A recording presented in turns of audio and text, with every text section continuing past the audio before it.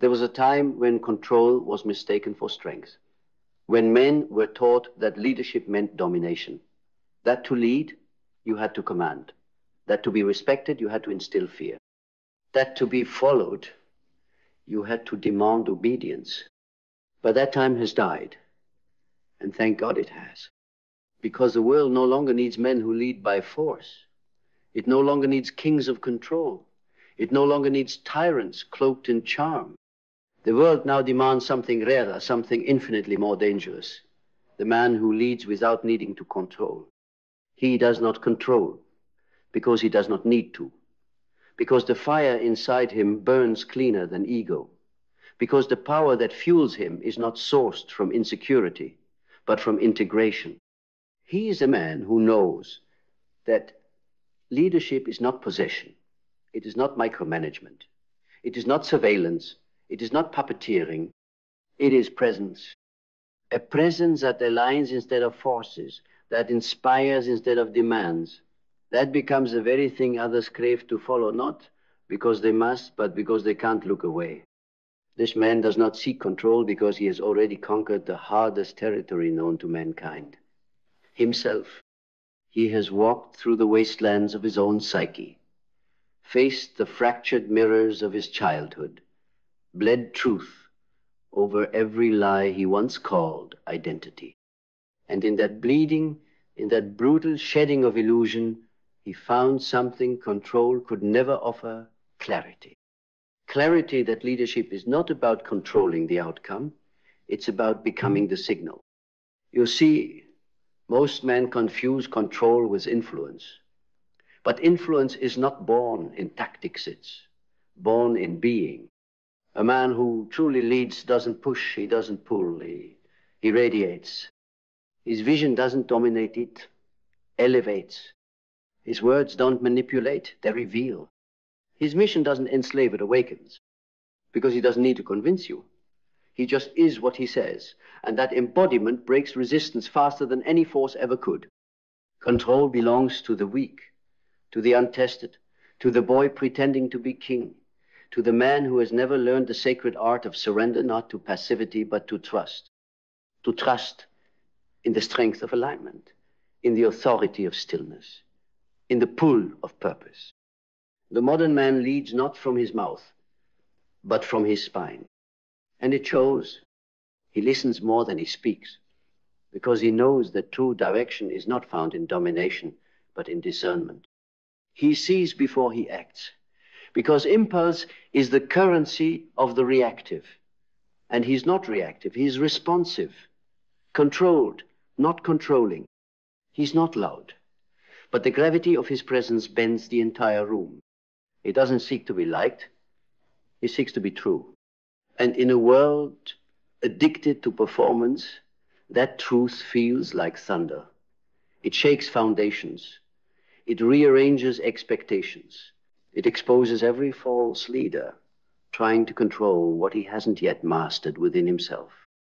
This is what Jung knew, that a man must make the unconscious conscious, or he will be ruled by it. And he will call that rule leadership. He will call his shadow vision. He will call his wounds wisdom. But the modern man knows better. He knows that until you lead yourself through the chaos, through the craving, through the compulsion, you are just another echo, just another voice in the fog, just another mask pretending to guide while secretly lost. And so he goes inward, not to retreat, but to reclaim. He dismantles his need to be feared. He releases his need to be worshipped. He burns his desire to be followed, so that what remains is something far more magnetic: authenticity. Authenticity that leads by example, not by command, that leads by energy, not by ego. And here's the paradox. The moment he stops trying to control, the world starts to follow. Because we are not drawn to force. We are drawn to frequency. And his frequency is different. It's not manic, not grasping, not desperate for direction. It's anchored. It moves like a tide knot, sudden, not sharp, but unstoppable. It doesn't crash, it carves. And everything around it begins to shift. Because when a man no longer needs to control, he becomes the kind of leader people choose to follow, not out of fear, not out of obligation, but out of recognition. Recognition of something rare, something whole, something that doesn't fracture under pressure. He becomes a mirror, a quiet fire, a gravitational pull toward truth. And make no mistake, this doesn't mean he's passive. This doesn't mean he's soft. This doesn't mean he tolerates chaos or stands idle in the face of injustice. No, his boundaries are sharper than a blade. His vision is uncompromising. His standards do not bend. But he doesn't force them. He embodies them. And that embodiment does more than any lecture ever could. It becomes a living transmission, an unspoken command that says, rise, not because I said so, but because I am so. He doesn't raise his voice, because his presence already speaks louder. He doesn't micromanage because he surrounds himself with people awakened by his clarity. He doesn't cling to titles, to thrones, to systems of control because his power is not rooted in position, it's rooted in principle. And while the old world built leaders by hierarchy and obedience, the modern man builds influence through inner congruence. He leads without control because he leads from vision, not the kind painted for applause, but the kind etched into his bones. He doesn't lead because he wants to be followed. He leads because the vision demands it.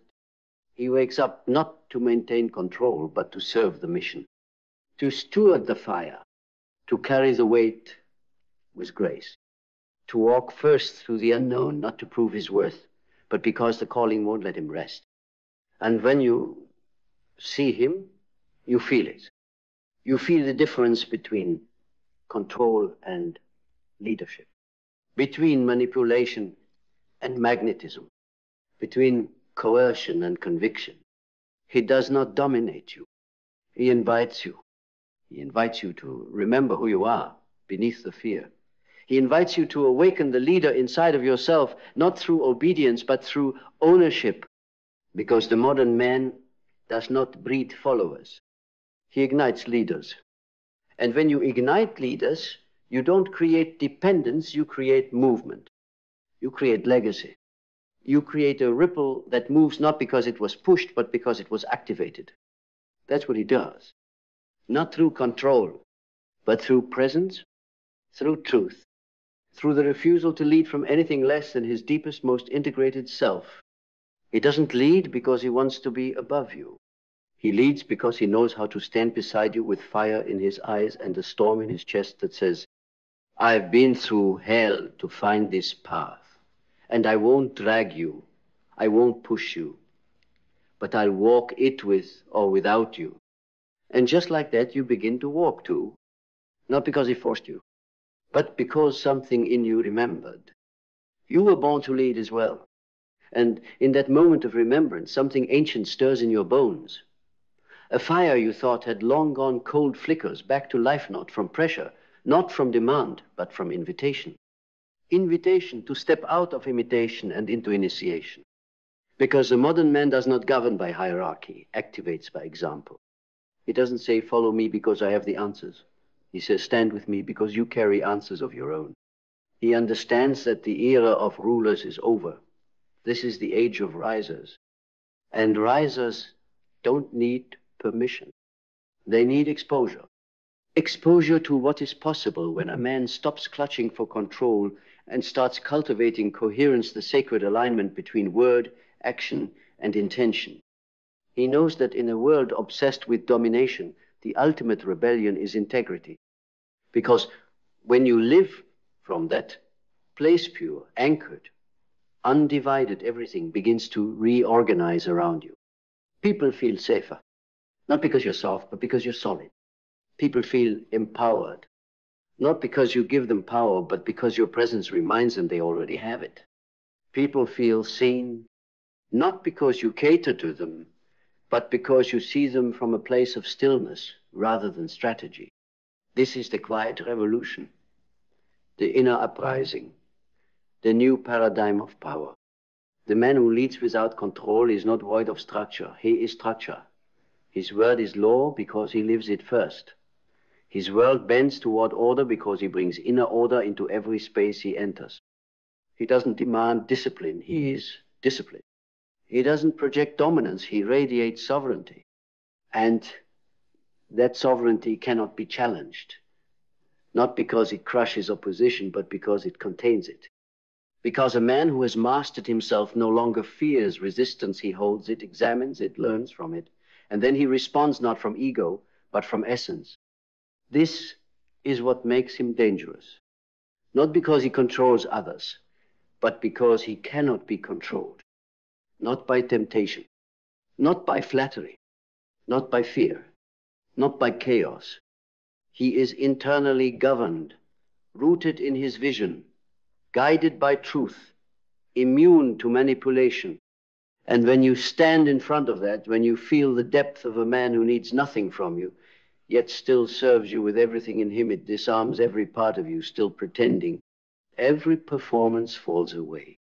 Every mask cracks. Every excuse dissolves. Because you're no longer being led by someone who wants your compliance. You're being called forward by someone who embodies your possibility. And suddenly, you don't want to follow. You want to rise. You want to lead. Not others. Not systems. Yourself. Because the greatest leaders don't create followers. They awaken forces. And the modern man-rooted, resolute sovereign is that force. He is that force, not because he shouts the loudest, not because he controls the most resources, and not because he bends people to his will, but because he masters the terrain within. And that mastery radiates. It ripples through the way he listens, not just to words, but to silence. It moves through the way he walks, not hurried, not hesitant, but grounded, as if every step knows where it's going, even if the path ahead isn't lit yet.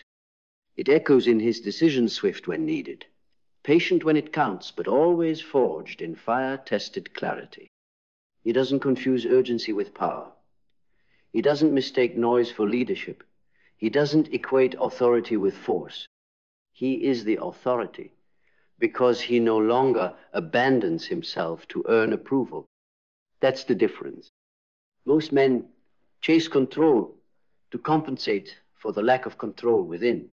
They rule with fear because they're terrified of being seen. They dominate because they've never been held. They micromanage because they've never trusted themselves to let go. But the modern Mantha, one who leads without needing to control, has made peace with the unknown. He doesn't fear uncertainty. He flows with it.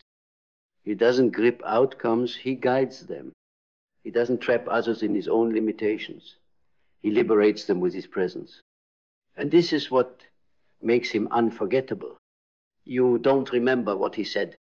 You remember what he stirred. Not just thoughts, but the sacred disruption that happens when you come face to face with a man who no longer lives in reaction to the world, but in revelation of his role within it. This kind of man doesn't come from trends. He comes from transformation, from the dark nights no one saw, from the deaths he endured that no one applauded, from the brutal discipline of unlearning everything false that once looked like strength. He leads without needing to control because he doesn't lead from fear. He leads from freedom. And when you lead from freedom, your life stops being a performance. It becomes a pillar, a beacon for others still tangled in the illusion that they need to push, persuade, or prove. But you become the proof that they don't. You become the evidence that power is not something to be taken. It's something to be embodied quietly, consistently, unshakably. You don't lead by gripping tighter. You lead by becoming clearer, clear in who you are, clear in what you serve, clear in what you will not tolerate, not, because of anger, but because of alignment. And the world begins to follow not because you controlled it, but because you showed it another way. And that is the rarest leadership of all. Not domination, not manipulation, but revelation. The revelation of a man who no longer needs to control because he's already taken full command of the only kingdom that ever truly mattered, himself. And when a man takes command of himself, the world changes not because he forces it to, but because it cannot help but respond. It responds to his calm in chaos. It responds to his grace in conflict. It responds to his refusal to flinch when others would crumble, because he doesn't rise and fall with every wave. He is the tide, steady, relentless, ancient. He doesn't need to intimidate you into submission. His life inspires your evolution. He doesn't need a throne to feel powerful. His posture is the throne. His breath is the crown. And when he speaks, if he speaks it, is not to impress. It is not to command. It is to cut through. He cuts through illusion. He cuts through denial. He cuts through the noise of a world addicted to control and reminds you without saying it that the real path is quieter, harder, and infinitely more sacred. He's a modern man.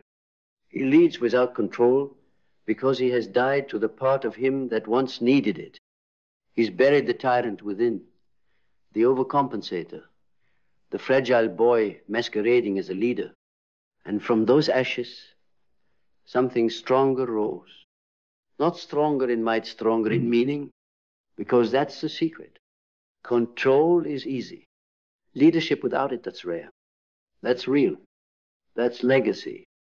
You don't remember the men who controlled you. You remember the ones who showed you who you were when you forgot. You remember the ones who didn't try to dominate you but saw you. The ones whose presence called something higher out of you. The ones who didn't force but forged.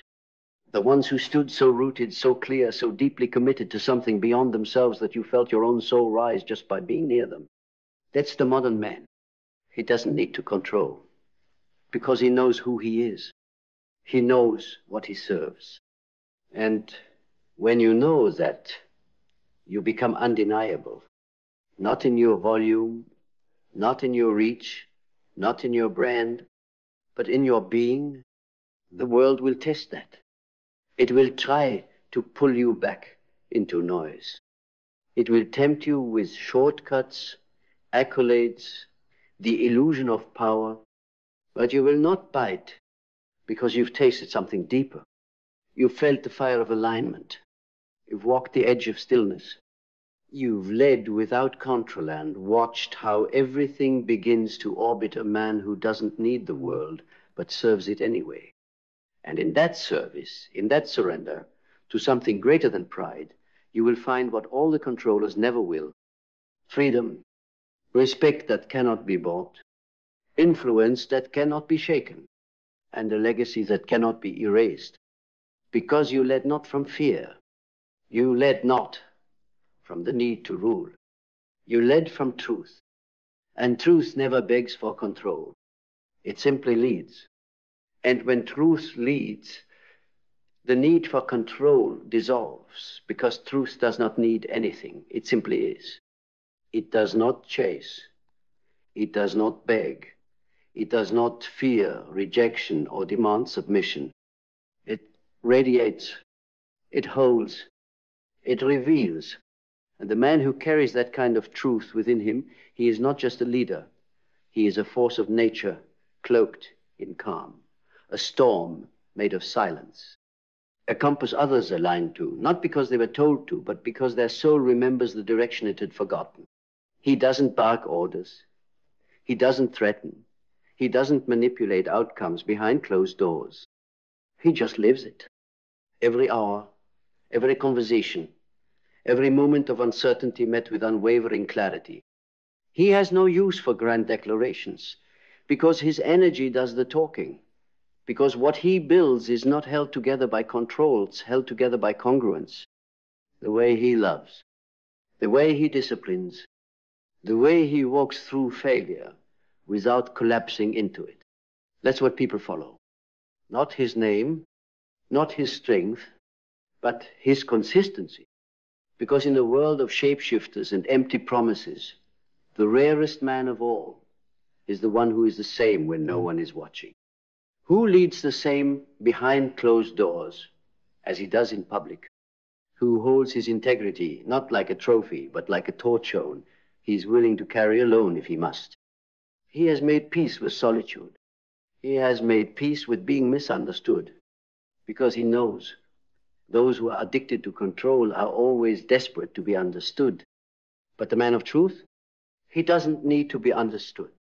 He simply needs to remain aligned, because from that alignment, everything else flows. Leadership without control is not weakness. It is the highest form of power. It is the power of restraint, the power of responsibility, the power of knowing you could dominate, you could impose, you could crush, but you choose to lead with presence instead. And presence is the final frontier. It is the space where all control ends and all influence begins. It is the invisible architecture of a kingdom built not on fear but on fire. So become the man whose presence leads the room. Become the man who commands not through force but through frequency. Become the man who is remembered not for how many followed him blindly, but for how many woke up in his presence and finally began to follow themselves. That is the mark of the modern man. He does not seek to control. He seeks to liberate. And liberation is messy. It doesn't arrive with applause. It doesn't look like perfection. It begins with destruction, the unraveling of everything false, everything fragile, everything fed to you by broken men who called it strength. To lead without control, you must first let go of the need to be perceived as powerful. You must walk naked into the fire of your own becoming, stripped of the armor that once kept you safe but now keeps you small. You must watch every illusion you built about success, about masculinity, about leadership collapse in your hands until all that's left is truth. And truth is never convenient. It is never easy, but it is unbreakable. And when you lead from it, you become indestructible, no, because harm won't come, but because no harm can shake what you did not build on illusion. The modern man understands this. He doesn't outsource his identity to applause or titles. He doesn't crave control over others because he's finally earned control over himself. Not the brittle control of repression, but the real control of radical ownership. He knows when to act and when not to, when to speak and when silence is louder, when to walk away, not out of pride but out of principle. And those who follow him feel it. They don't follow out of fear. They follow because they trust him, because he trusts himself, because he's done the work quietly, privately, relentlessly to become the man who no longer flinches in the mirror. That is leadership. Not noise, not fame, not followers, but self-possession. Not self-obsession, not ego, self-possession. The unshakable sovereignty of a man who belongs fully to his own values. A man who knows, if I lead from truth, I will lose things. I will lose popularity. I will lose the false relationships that depended on my compromise. I will lose the comfort of certainty. But what I gain is worth everything, because I will gain myself. And when a man has gained himself, he cannot be bought. He cannot be moved. He cannot be broken by systems built to enslave minds still clinging to control. He becomes the system. He becomes a reminder that the only thing more powerful than ruling others is ruling yourself. That the only thing more magnetic than control is command. Quiet, rooted, undeniable command. So remember this. The modern man does not fear the chaos. He orders it not with force, but with form. He doesn't dominate others. He disciplines himself. He doesn't need to lead from above because he walks ahead, torch in hand, aligned in soul, and without ever raising his voice, the whole world follows. So now the world waits, not for another king to conquer it, not for another man to control it, but for one who dares to lead without needing to. A man who leads not from hunger, but from wholeness. Not from fear, but from fire. A man who understands that the loudest voice is often the most uncertain, and that real power doesn't raise its voice. It raises the standard. The world is watching not your speeches, not your strategies, but your spine. Your silence when everyone else panics. Your stillness when the storm hits. Your refusal to break even when no one's watching. That's where leadership is reborn. So lead, not for applause, not for obedience. Lead, because the fire inside you won't let you do anything less. Lead because you've earned the right to walk with vision in a world drowning in noise. Lead because control is obsolete. But truth is eternal. And the man who leads without needing to control is the man the future will never forget. She's not the problem. She was never the problem. The chaos, the mood swings, the distance, the coldness, that wasn't her breaking. That was your reflection shattering in front of you. And you're still trying to glue the mirror back together. Still trying to manage her reactions instead of confronting the quiet war inside yourself. Still trying to fix the symptoms instead of facing the sickness. The part of you that tolerates less than what your soul was built to carry. You weren't born to manage dysfunction. You were born to lead through it. But something inside you, soft, scared, sedated, learned that it's easier to accommodate pain than confront it. So you adjusted. You dimmed. You called her unhappiness a phase. You called her withdrawal, just hormones. You told yourself, if I just love her better, she'll come back. But she's not lost. She's responding to the vacuum in you. The vacuum of direction, the vacuum of purpose, the vacuum of energy you stopped feeding the moment you decided peace was more important than truth. You stopped building yourself. You stopped refining. You stopped leading your own evolution. You made her the center of your emotional world, then resented her when she couldn't hold that weight. That isn't love. That's laziness.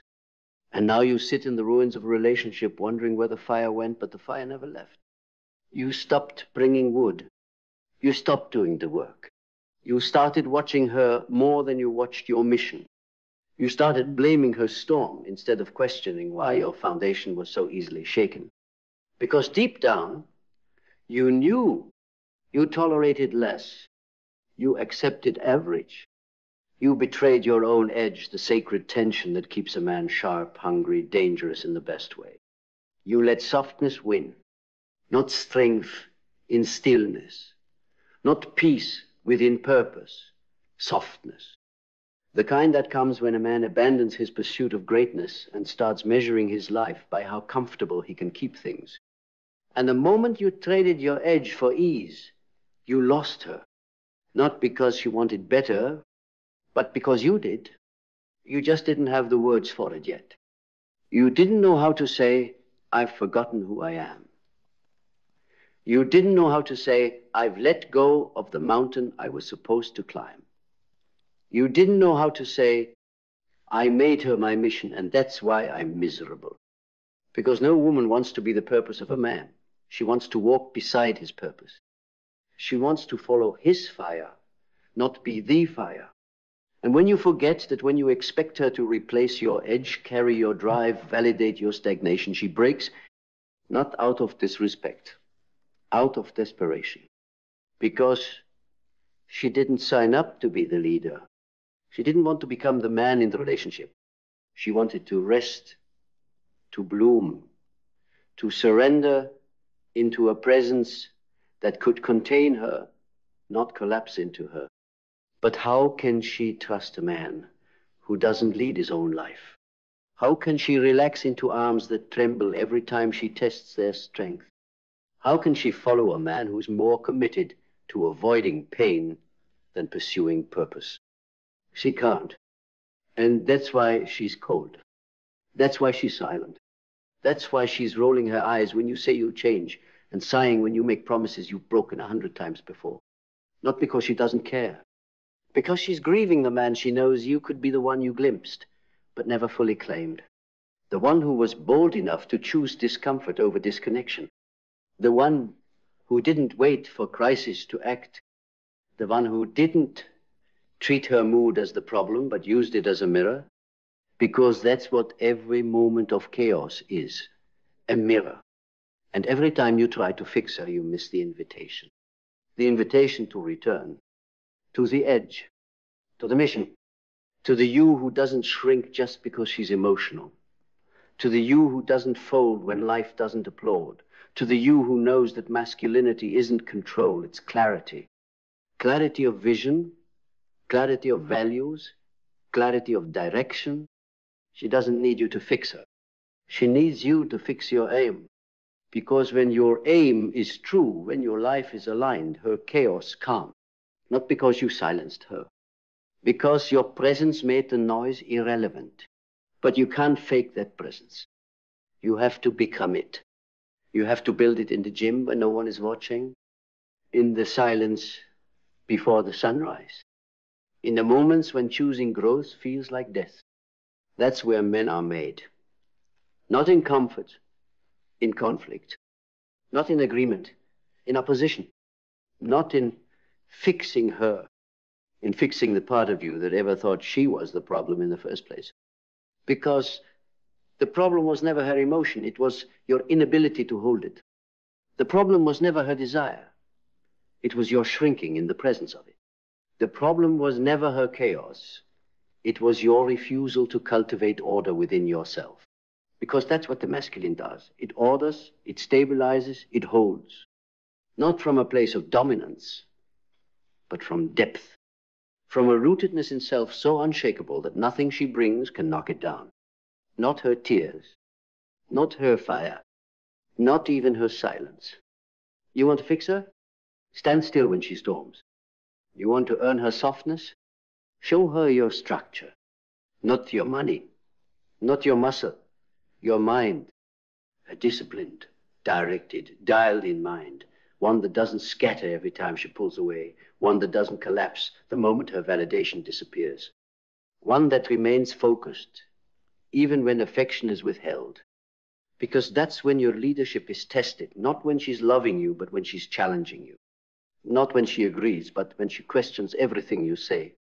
And if you crumble there, if you fold, retreat, react, you prove to her that your stability was performative, that your power was borrowed from her attention, her approval, her presence. But real power is self-sourced.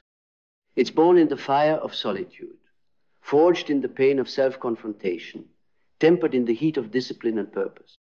That power doesn't beg. That power doesn't chase. That power doesn't panic when she pulls back, because it knows who it is. And when a man knows who he is, he becomes undeniable. Not in volume, in vibration. He doesn't need to yell to be heard. He doesn't need to fix her mood to feel peace. He doesn't need her love to remember his worth. And ironically, that's when she gives it freely, because now she feels safe. Not because you made her comfortable, but because you made yourself certain. Now she can trust the frame again. Now she can surrender without scanning for cracks. Now she can rest, not because you took away her pain, but because you've become a man who can hold it. But that starts with a decision to stop making her your project and start making you your priority. Not her emotions, your energy, not her reactions, your rituals, not her patterns, your presence, because you are not here to fix a woman who reflects your unhealed wounds. You are here to build a man who no longer attracts the same cycles And when you become that man, consistent, clear, accountable, aligned, you won't just see her differently. You'll see everything differently. Because you realize she was never the chaos. She was a call back to your edge, to your fire, to your sovereignty. And if you answer it not with panic, but with purpose, the whole world around you begins to change. Not because you fixed her, but because you finally stopped betraying you.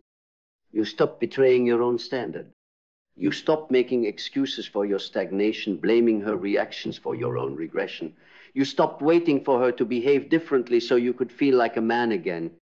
Because that's not manhood. That's dependency masked as dominance. You were never supposed to be at the mercy of her moods, her validation, her presence. You were meant to be the constant force, not emotionally numb, not stoic to a fault, but grounded, aware, rooted in a mission that burns brighter than comfort. Because a man on a mission cannot be thrown off by temporary storms. And she will be a storm not because she's wild, but because she's alive. And what she's been waiting for isn't your attempts to fix her. She's been waiting to see if you remain who you say you are when the wind hits. If you'll keep building when no one claps. If you'll keep leading when no one follows. If you'll keep becoming when no one sees it yet. Because the masculine is not measured by control. It's measured by consistency in the face of the unknown. And the unknown, that's where she lives. She's the unknown. She is feeling, motion, intuition, energy.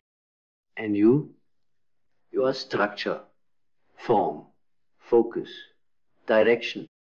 That's the polarity. That's the sacred design. And when you try to fix her instead of anchoring yourself, you flip the script. You collapse the polarity. You become the one needing rescue. And she becomes the one who must hold it all together until her nervous system frays, her heart closes, and she finally says the words no man wants to hear. I can't do this anymore. Not because she stopped loving you, because she stopped respecting you. Because somewhere along the way, you stopped respecting yourself. You let mediocrity creep in your habits, your health, your word, your leadership. You let your edge dull and expected her to stay sharp for the both of you. But she can't. She wasn't built for that. She was built to expand inside the strength of your presence, to soften inside the heat of your devotion, to surrender inside the certainty of your direction. Not your control, your certainty. But certainty only exists when you've done the work. When you've trained your mind to stay focused. When you've disciplined your body to reflect self-respect. When you've aligned your words and actions until they are indistinguishable. And when you've done that, when she feels that she stops resisting, she stops leading. She stops asking you to fix things you were never meant to fix. And she begins to trust. Not blindly, not foolishly, but in that deep feminine way that says, I can finally let go because you've finally shown up. Not as the fixer, as the foundation. And from that foundation, everything rises. Polarity, passion, peace, because she's no longer looking for you to repair her storm. She's watching to see if you become the man who can stand in it. And when you do, when you prove through presence and principle that you are that man, she doesn't need you to fix anything. She only needs you to keep becoming. And together, you don't just survive the storm. You build a kingdom through it. A kingdom not made of appearances, not built on forced smiles and performative peace, but forged in the fire of mutual respect, truth, power, the kind of power that doesn't yell because it doesn't need to, the kind of power that doesn't plead because it knows its worth, the kind of power that leads not by controlling her but by mastering yourself. And when you live like that, when you refuse to tolerate mediocrity in your own being, she will rise beside you, not behind, not ahead, beside, because now she knows she's no longer walking alone. She no longer has to be both the flame and the frame. She no longer has to protect the very man she wanted to be protected by. She no longer has to wonder, will he ever truly see me? Because you've made yourself seen, you've stopped hiding behind her emotions to avoid confronting your own lack of vision. You stopped projecting your frustration onto her mood swings, realizing they were never about her, they were about your own aimlessness. And now you lead. Not with noise, not with force, with alignment, with decisions rooted in values, with words sharpened by discipline, with presence so strong it softens her without a single touch. That's the kind of man she was praying for. Not the perfect one, the present one. The one who no longer runs from discomfort. The one who no longer abandons his edge every time affection is withheld. The one who no longer tolerates half-built habits, half-spoken truths, half-lived lives. Because you've remembered now, leadership is not something you wait for permission to take. It's something you decide. You decide to stop fixing her because you were never meant to. You decide to fix the part of you that ever allowed dysfunction to become home. You decide to rise, to build, to lead, not for her approval, not for her affection, but because your soul has remembered its assignment. And once you remember, once you stand in that sacred sovereign knowing nothing is the same, she looks at you differently. You look at you differently because now you've become the man who no longer fears her power, but matches it. And that right there is where love begins. Not as dependency, not as performance, but as a union of two whole beings, one who surrenders, not out of weakness, but because the other finally stands tall enough to carry it. And in that, you don't just fix the marriage. You forge the myth of what love can be when mediocrity is no longer welcome at the table. And when the man leads, not to be followed, but to build something holy, starting with himself. Because the man who builds himself builds everything else with reverence. He no longer rushes to control what he doesn't understand, he listens. He no longer reacts from wounds, he responds from wisdom. He doesn't shrink in the face of a fire, he meets it with grounded flame of his own. That is the dance of polarity at its highest. Her chaos, his clarity, her wave, his rock, her feeling, his frame, and that dance only exists when the man refuses to tolerate the death by 1,000 compromises that mediocrity demands. When he refuses to accept the dull ache of good enough, when he stops performing partnership and starts embodying purpose, that's the man who doesn't fix her, because he never needed her to be broken in the first place. He simply became the container strong enough to hold her truth without losing his own. And now, finally, the masculine is back. Not the false masculine that postures and flexes. Not the shadow masculine that manipulates and gaslights. The sacred masculine, the one that protects, not because she's fragile, but because he's powerful. The one that leads, not to dominate, but to elevate. The one that holds space for her to unravel and then rise again, more radiant, more alive, more trusting. Because she knows he's done fixing her. He's fixed himself. He's returned to discipline, to devotion, to direction. And from that place, everything aligns. The home becomes harmony, not because it's silent, but because it's safe. The passion returns, not because it's manufactured, but because polarity is back. The respect deepens, not because he demanded it, but because he embodied it. And that's what makes him untouchable.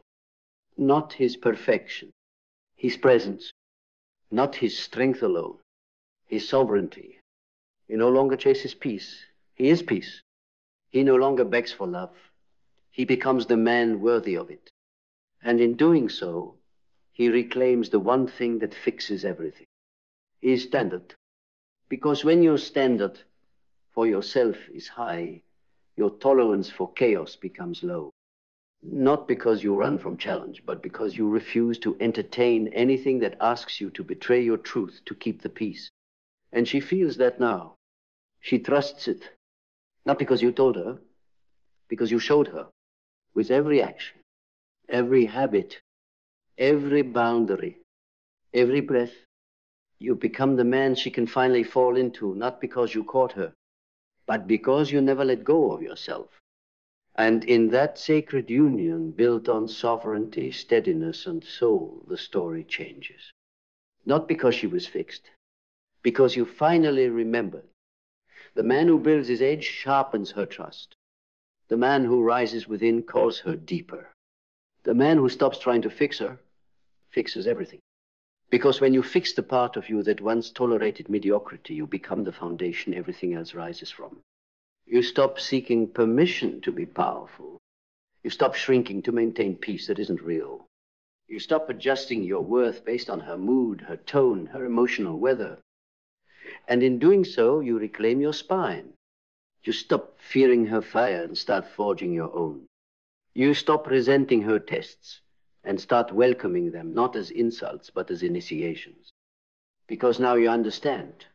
She was never challenging you to hurt you. She was calling you to lead, to anchor, to become the man her soul can rest inside. And now you lead not as a tyrant, not as a savior, but as a force. A force that holds without suffocating, guides without forcing, corrects without crushing. Because your leadership is no longer about control. It's about alignment. Your discipline isn't about perfection. It's about consistency. Your power isn't about dominance. It's about direction.